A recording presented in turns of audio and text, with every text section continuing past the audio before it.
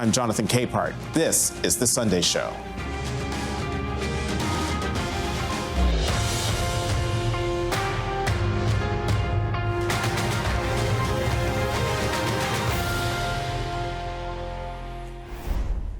"30 days, folks. 30 days until Election Day. Already, 2 million Americans in 29 states and the District of Columbia have cast their votes by mail-in ballots or early in-person voting.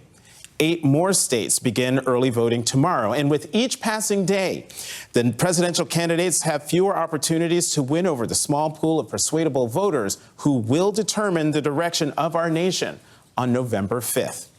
Yesterday, Vice President Kamala Harris toured hurricane-ravaged North Carolina and reassured local residents that the federal government is providing relief despite the lies spread by Donald Trump about federal relief efforts. This week, the Vice President will embark on a sprint of interviews with established media like The View, Howard Stern, and Stephen Colbert. A town hall at Univision is set for Thursday. And Harris is going to non-traditional media outlets. Her 44-minute sit-down with Call Her Daddy, the Gen Z talk show that is Spotify's top podcast for women, dropped this afternoon. Perhaps her biggest television platform will be tomorrow when her wide-ranging sit-down with 60 Minutes airs. In this clip released by CBS, the Vice President talks about America's relationship with Israel as fears grow of a wider war in the Middle East. Do we have a real close ally in Prime Minister Netanyahu?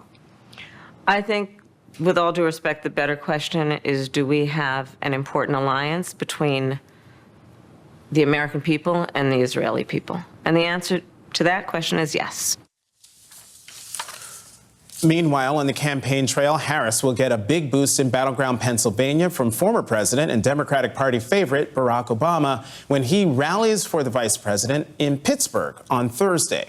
For his part, Donald Trump will be heading back to the Commonwealth for a rally in Scranton.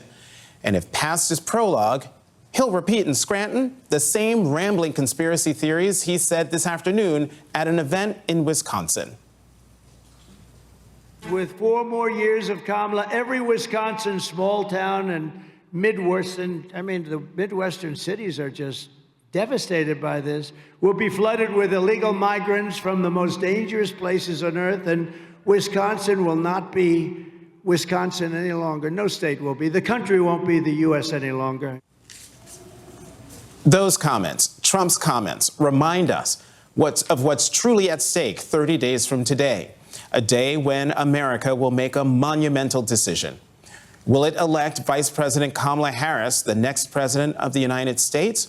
Or will it send Donald Trump back to the White House despite him inciting a mob to sack the Capitol in an effort to remain in power 4 years ago?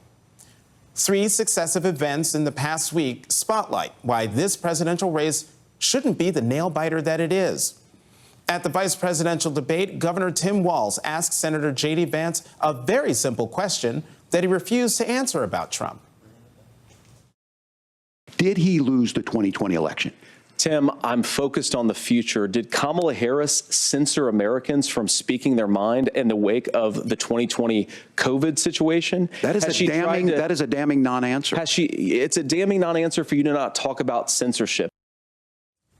The very next day, Judge Tanya Chutkan unsealed a 165-page filing from special counsel Jack Smith in the election interference case that MSNBC's Allison Detzel reports provides extraordinary new details about the former president's scheme to cling to power in the days after the 2020 election. And 3 days ago, while delivering a full-throated endorsement of Vice President Harris, former Congresswoman Liz Cheney, a true conservative waging a lonely battle within the Republican Party to hold Trump accountable for January 6th, said this. Former president who attempted to stay in power by unraveling the foundations of our republic, by refusing to accept the lawful results confirmed by dozens of courts of the 2020 election. We cannot turn away from this truth.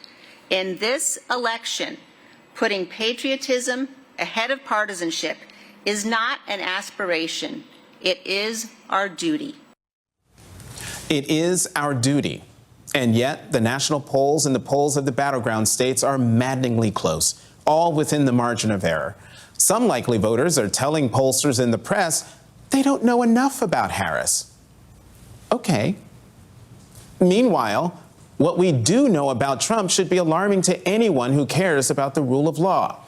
In addition to already laying the groundwork to contest the November election, he's trying to scare supporters and detractors alike with increasingly dark rhetoric.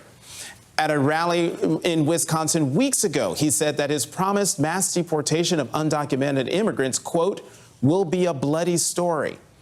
At a previous Pennsylvania rally, he said police should be given, quote, one really violent day to crack down on rampant crime that the latest federal stats show doesn't exist. This race shouldn't be close, and it is our duty to ensure that it isn't 30 days from today.